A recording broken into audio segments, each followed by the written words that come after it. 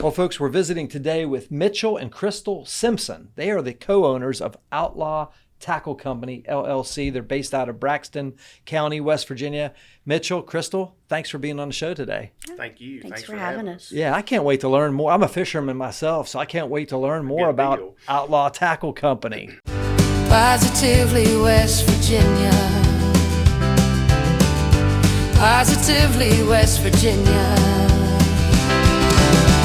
Positively West Virginia is powered by Breezeline high-speed fiber internet and sponsored by Highmark West Virginia, Freedom Kia of Morgantown, and Humble Influence. With the help of these sponsors, we're able to share the positive business stories of West Virginians, including the one from today's episode. Again, thanks for being in the studio today. I'm going to start with Mitchell. Mitchell, tell us a little bit about your business, Outlaw Tackle Company. We just started up April of last year. 2024? Yes, 24. Yeah. April 24. So we're still in the startup phase, very early on. Fishing's something I've done pretty well, like a full-time job my entire life. Love it. I've always tied flies, jigs, different things. I've done that for years, and we just finally decided to take a step out and start a business. Just go for it. Jump off the deep end. I love it. Crystal, you and Mitchell started this business. It's your own. Yes. It's awesome. Tell us a little bit about Outlaw Tackle Company from your perspective.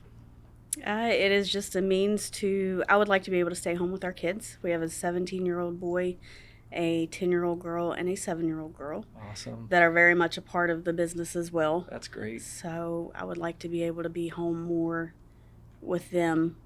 Outdoors is a part of our lives every day, all day. Now, Crystal, did you grow up in West Virginia? Yes, sir. Where at? Right exactly where our business is. We based out of Heaters. Yeah. And I Braxton grew up right County, there. Yeah. Mitchell, are you also from West Virginia? Born and raised right there? Born and raised. In Braxton County. I love it.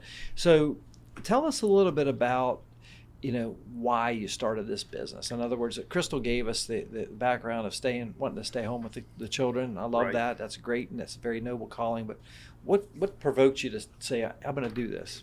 I kind of felt like there was an open spot in the market for our style of fishing in our regions, kind of a regional aspect of it, and outside of the box. You got all these big box stores and stuff, and you're kind of limited to what they offer. What they ship the store. Right. And there's nothing really tailor-made, in my opinion, to the area unless you're making it yourself or doing it yourself. And I've been very successful fishing, and I've done a short guiding stint, and so I've been kind of immersed in all that stuff.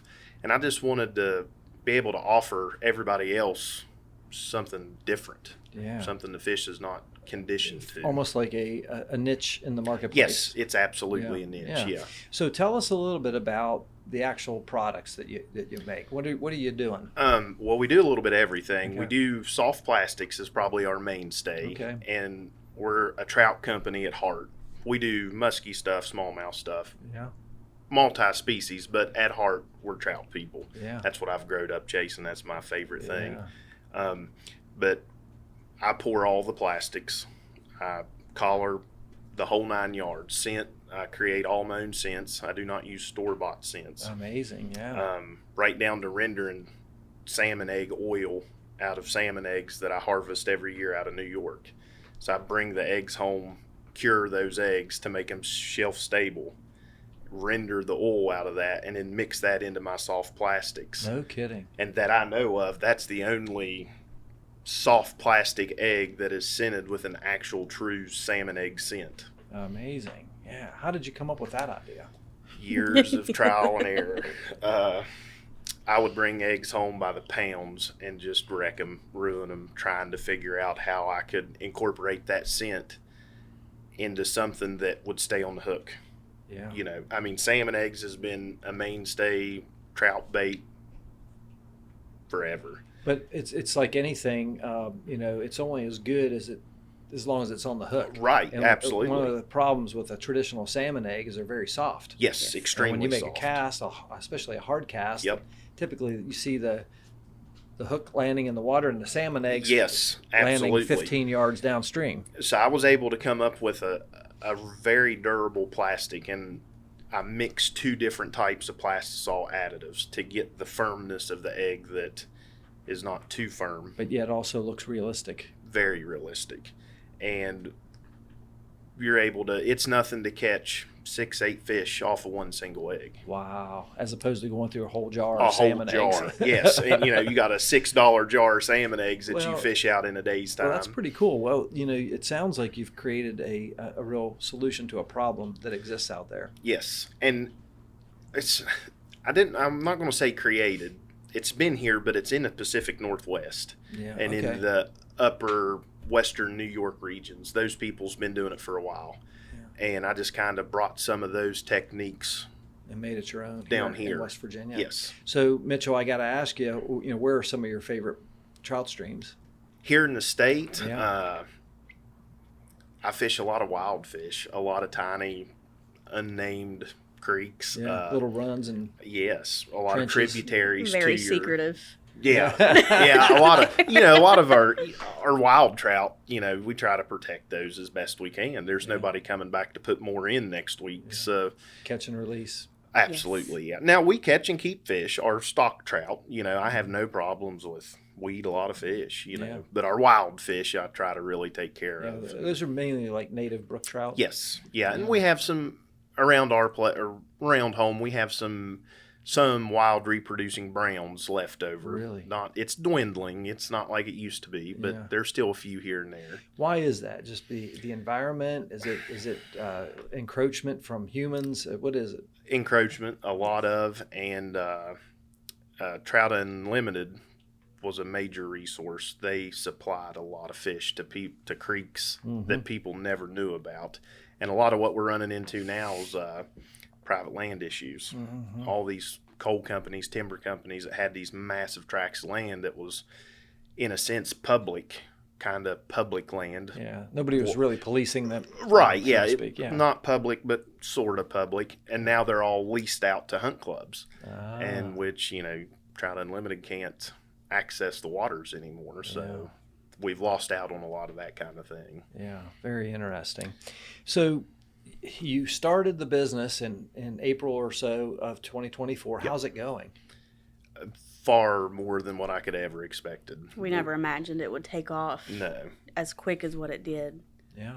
No, it's blew up. I mean, we both work full-time jobs, and I kind of figured this would be a kind of a piddling hobby. I could make some stuff up and, just learn with it. But it's blown into a full-blown, it's a business. I mean, we stay, I don't know, I might have fished half a dozen times this year compared to, usually fishing 100 days a year, 150 days a year, sometimes more. Yeah.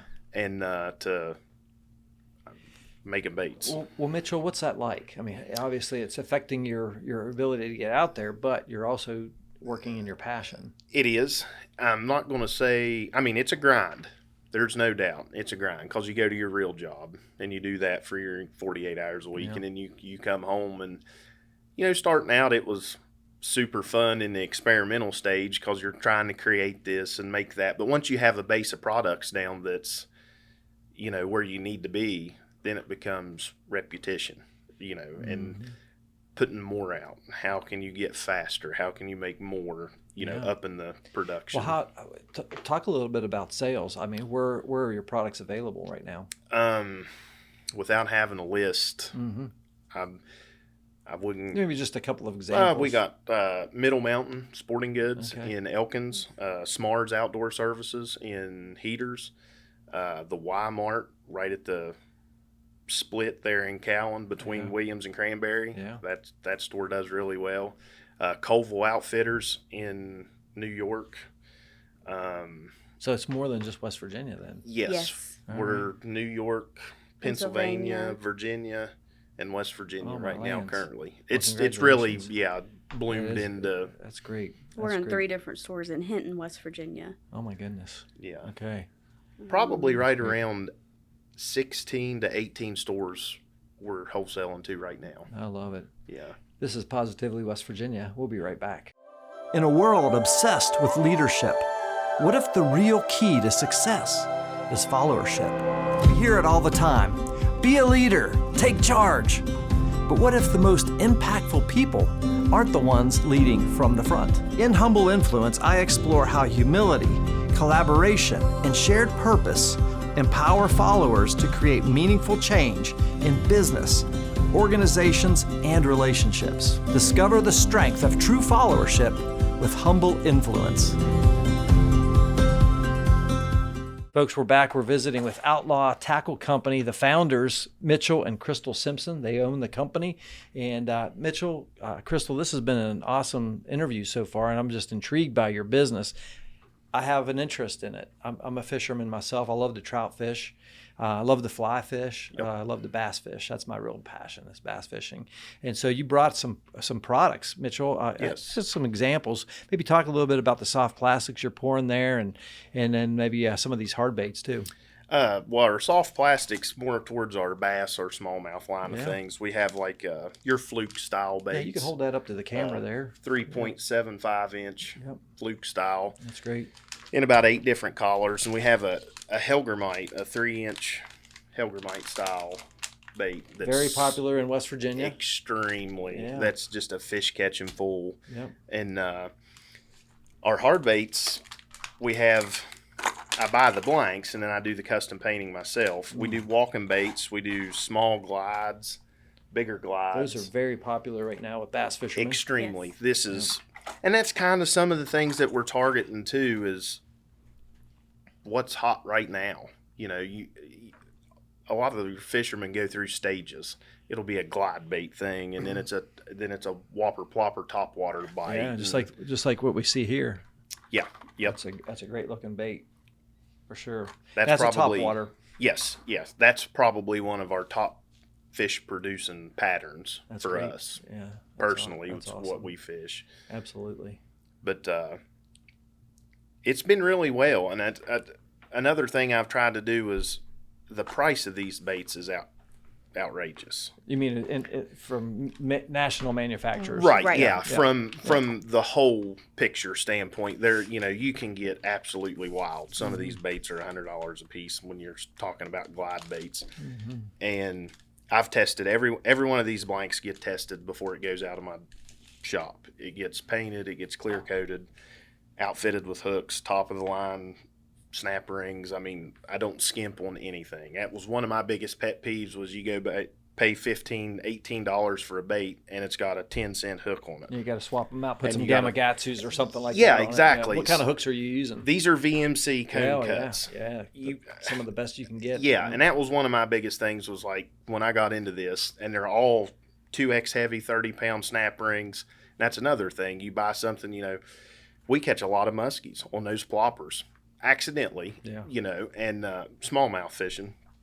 And a store-bought, it destroys your split ring. And I was like, I'm going to beef these things up where you can actually catch a muskie on one and your $15 bait's not totaled. Yeah. And I do everything that I can to keep my price under the big box stores.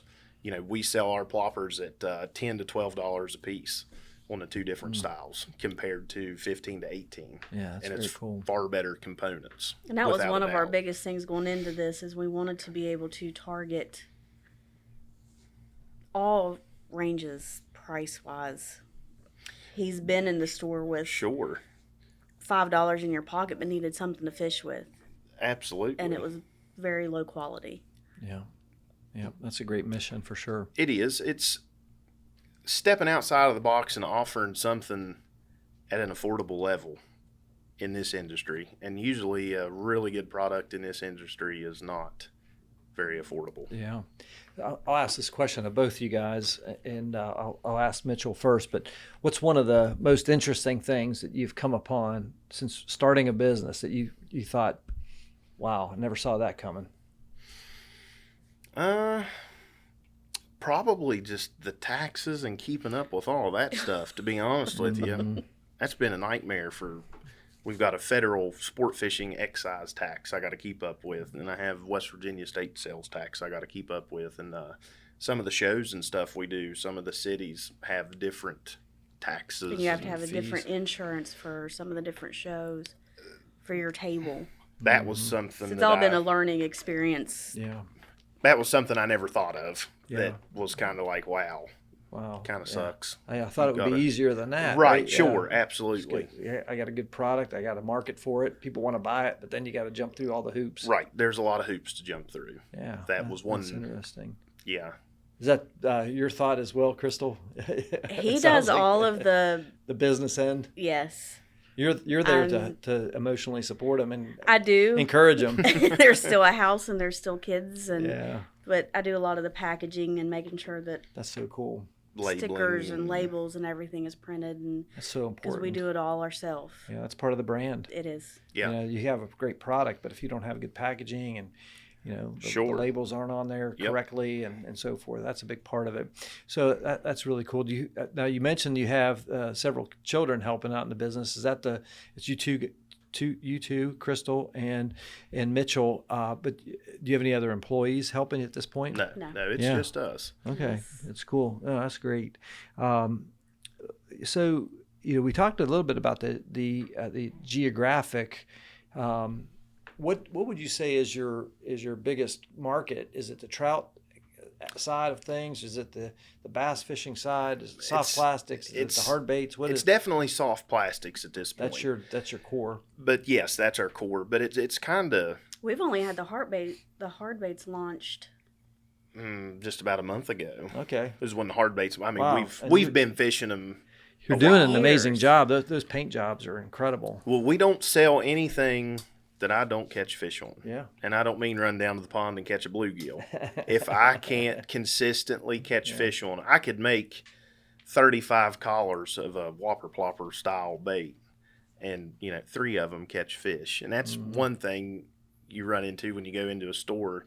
95% of those baits are made to catch you. Yeah, the fishermen. The not fishermen, fish. exactly. I mean, so, and we've kind of narrowed that down to where, if I don't catch fish on it, I don't sell it. Yeah, that's He great. has ordered blanks and he will take them to fish, and if it doesn't catch, then it's not promoted. Yeah, But throw them away. that's cool. I've very cool. weeded through Yeah. a lot of different blanks, Yeah. just finding Well, what I want. so like I asked you about some of your favorite fishing holes, and you didn't divulge those. Those are secret, as Crystal said.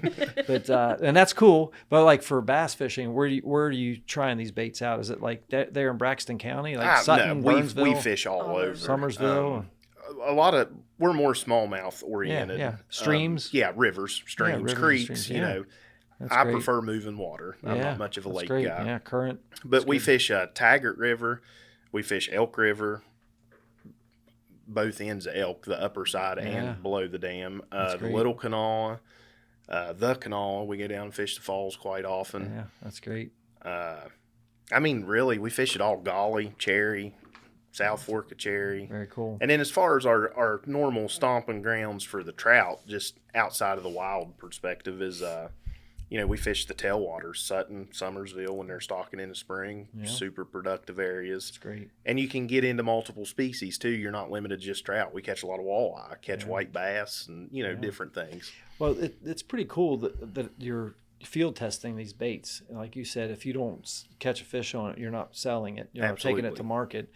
And I think that's saying something, because in West Virginia, the fishing is not as prolific it is like Right. it is in like Tennessee or Kentucky Sure. or North Carolina or Yep. or even Texas or some of the like Absolutely. Lake Champlain. Yeah, we You don't know, have that kind we of don't have fishery. that kind of fisheries, Right. So it is a little bit tougher.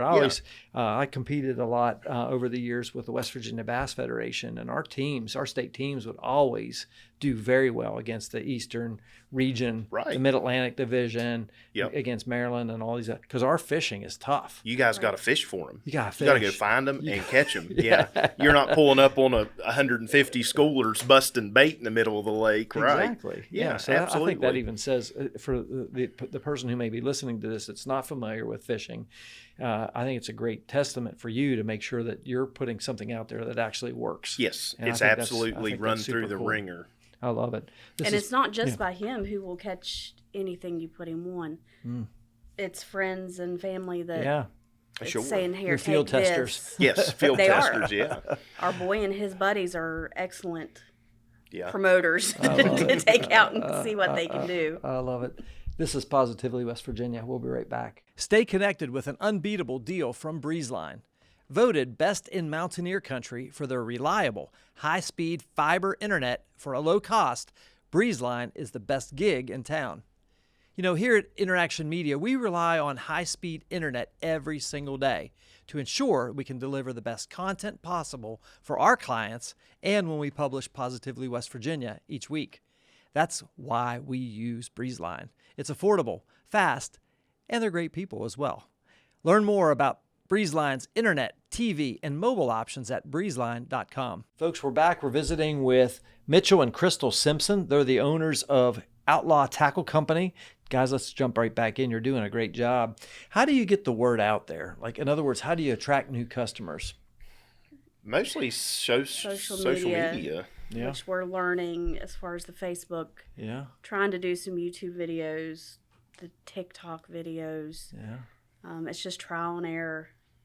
Yeah, and I've been around for a long time in a lot of different places, high traffic areas, and a lot of people know the name. Yeah. So when I started into that, and you know, I've been doing this stuff for a long time, not just on my own. Yeah. So I've always give people stuff, and here, try that, here, try Like this. you said, you've been piddling around for a while. Sure, Now it's taken off. Right, now it's a job. So, you know, from a let's talk about Outlaw Tackle Company. How did you come up with that name?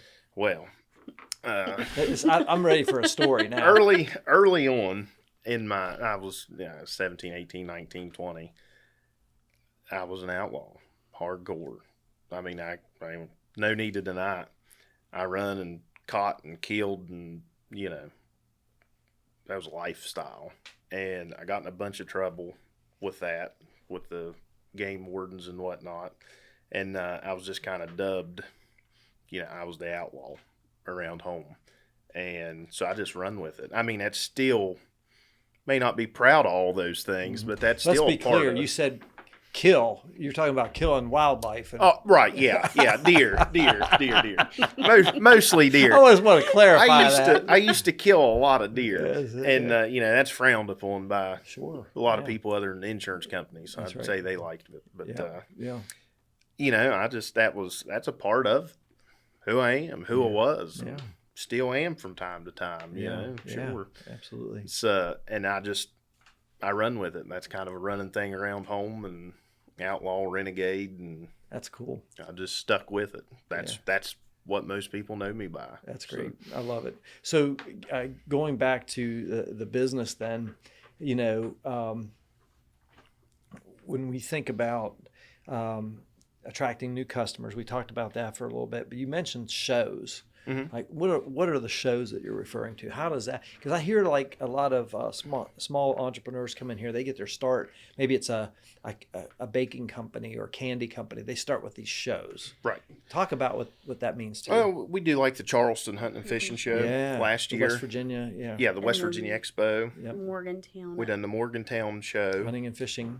Mall, yeah. We done a small one just a month or ago ago at Burnsville Freedom Festival. And it's a small, but it's a man, small little town, and it was a huge turnout. it's a big turnout, That's and great. you get a lot of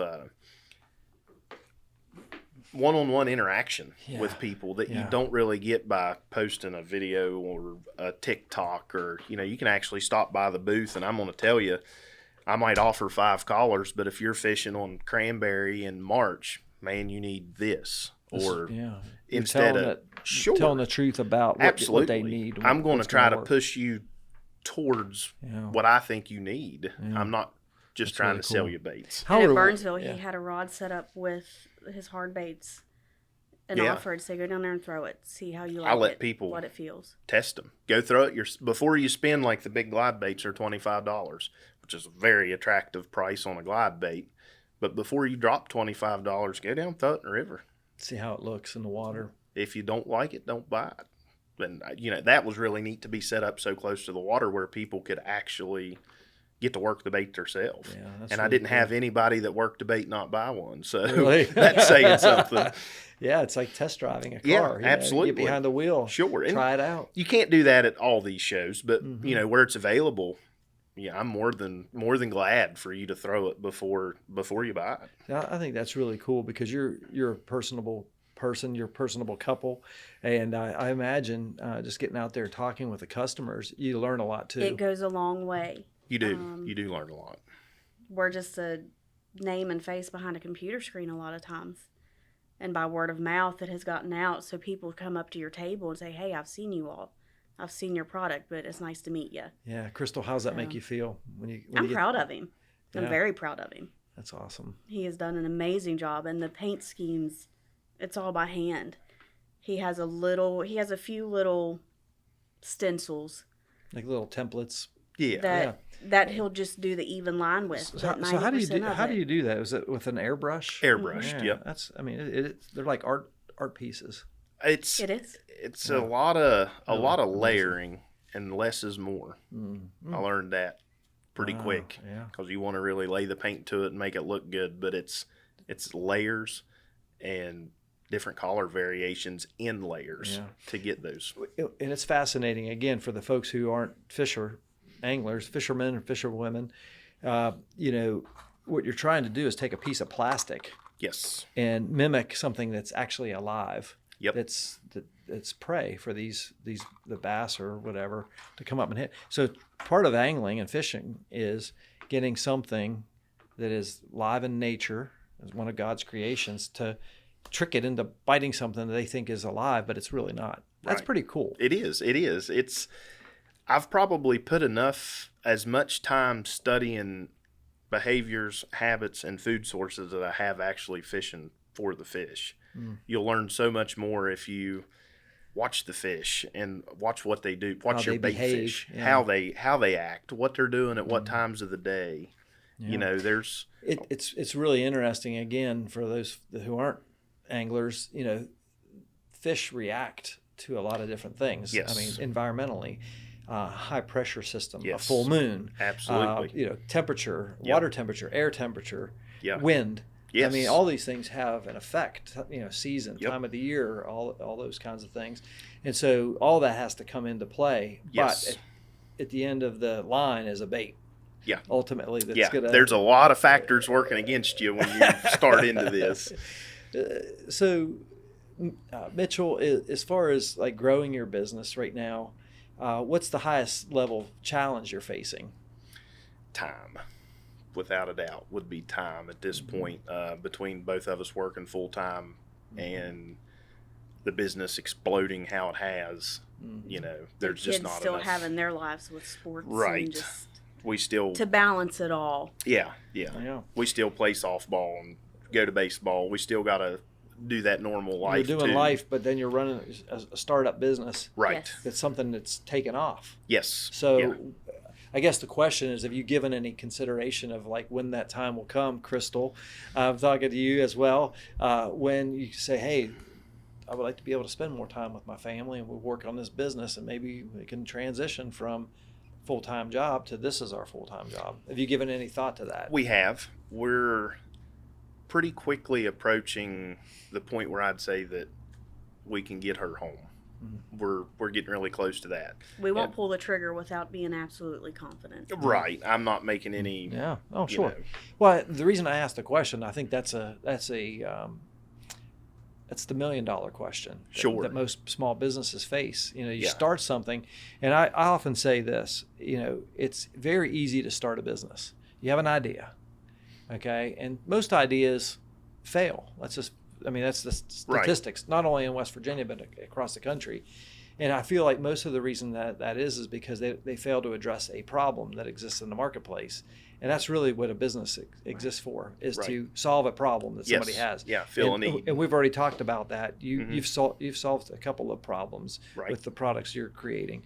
So you can start a business. Okay, that's pretty easy to do, Yeah. honestly. Yeah, it's actually real easy. But to grow a business long term, that's really hard. I'm getting ready to start my 15th year in business. Yeah. And I can tell you, like the first 2 years, I didn't even know what I was doing. Right.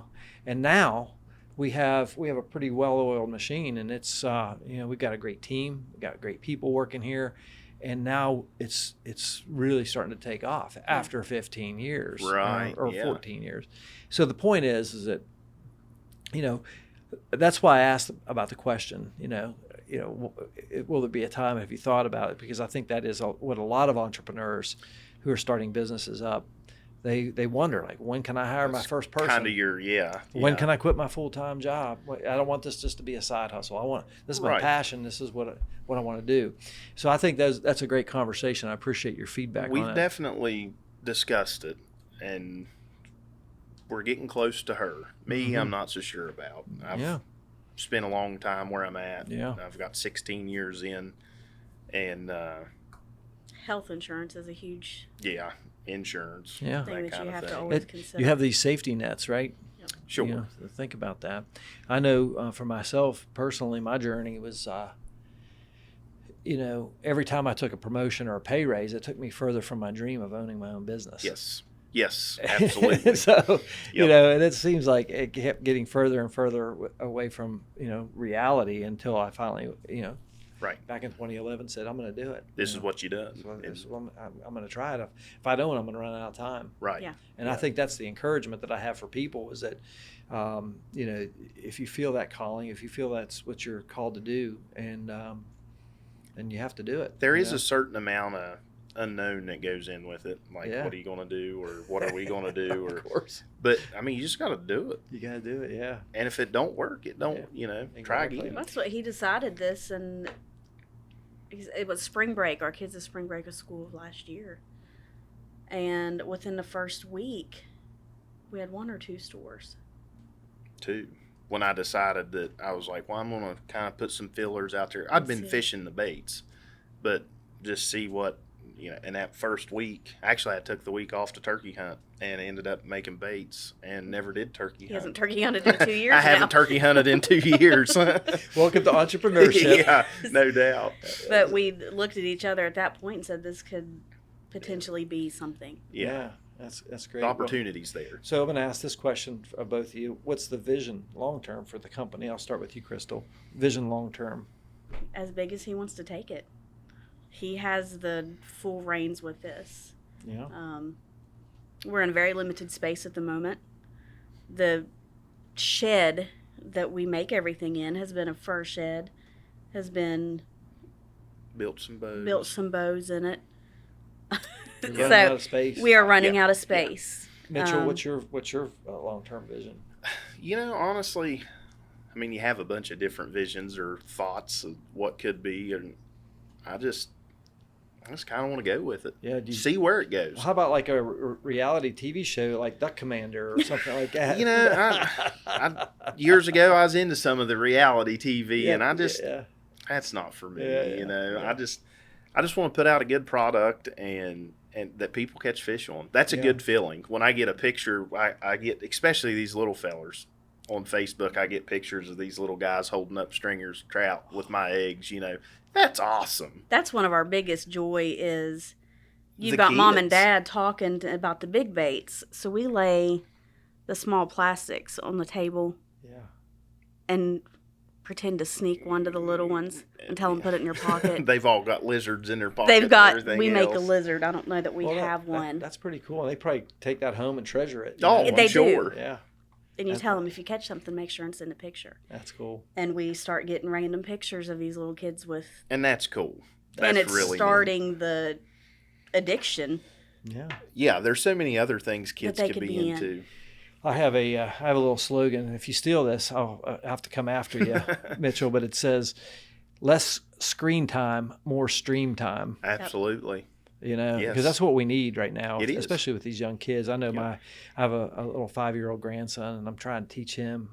And it was kind of cool, trying to teach him how to cast an open faced spinning reel. Right. And he's like, "Papa Jim, grab the line, flip the bail," and he knows all the steps, and it's amazing what they can pick up on. Yes. And if we get these kids outside, enjoying nature, enjoying the great outdoors, Sure. fishing, hunting, whatever, Yep. that's It's awesome. all kind of coming full circle. Sure.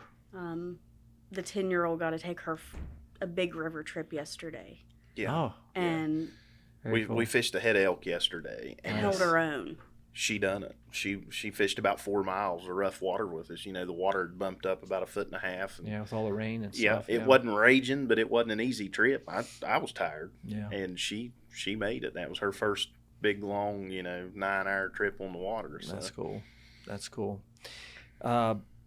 You mentioned about the reality TV, Mitchell, and I don't want to just skim by that. Tell us a little bit about that experience. Well, again, from my younger days of the outlaw and running and shooting and whatnot.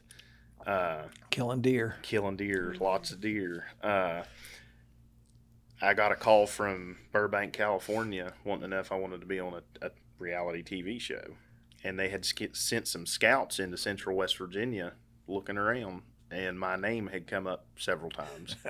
And I was like, I thought for sure it was somebody pulling my leg. He was at work when he had got a voicemail. Yeah. Oh, wow. And I was like, I ain't calling that guy back. And I got a phone call when he was eating dinner. Actually, I was trying to shoot a rabbit that was in the garden off front porch, and she come out and had the phone. And Chris Brewster was his name. He's a production manager for History Channel.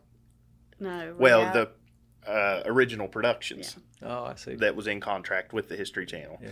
And he run through his whole spiel and wanted to just come up and meet. And I was like, man, I don't know about all this, So anyway, a couple weeks later, they flew in, and I went down and met with them, and we done a little interview, and they're like, let's do a TV show.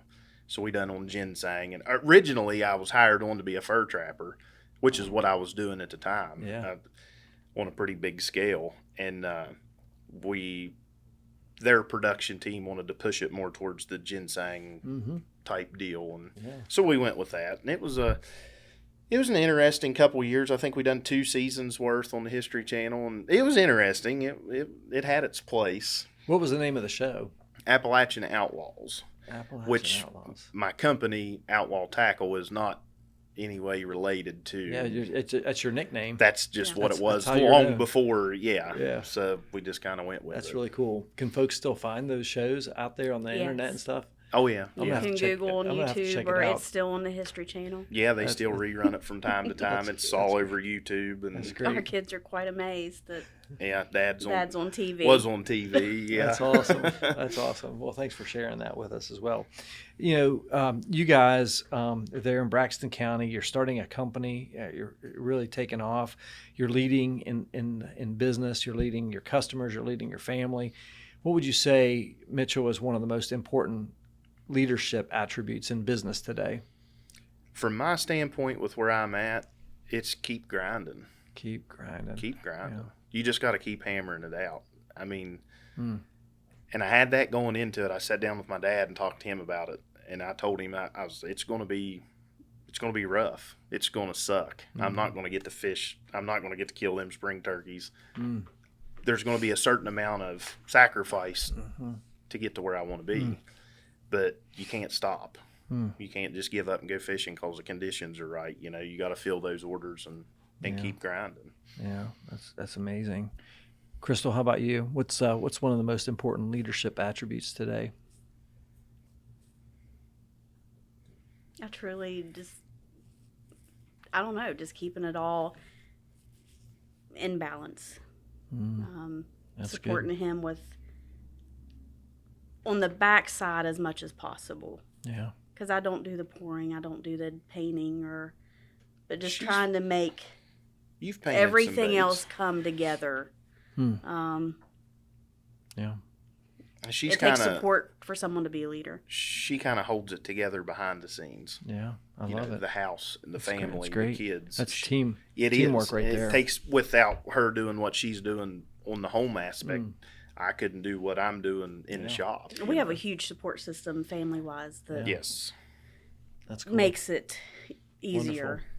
Well, it's also it's a learning opportunity and a teaching opportunity from a parenting standpoint, because now you're using a fishing analogy, more is caught than taught. Yes. Right. Yeah, You know, absolutely. these kids are watching and they're seeing the sacrifices that you're making. And they all have a role in it. Our boy pours the jig heads.